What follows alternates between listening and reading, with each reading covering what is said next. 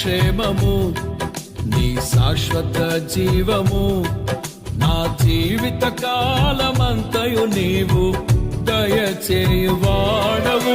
కృపాక్షేమము నీ శాశ్వత జీవము నా జీవిత కాలమంతయు నీవు దయచేయువాడవు.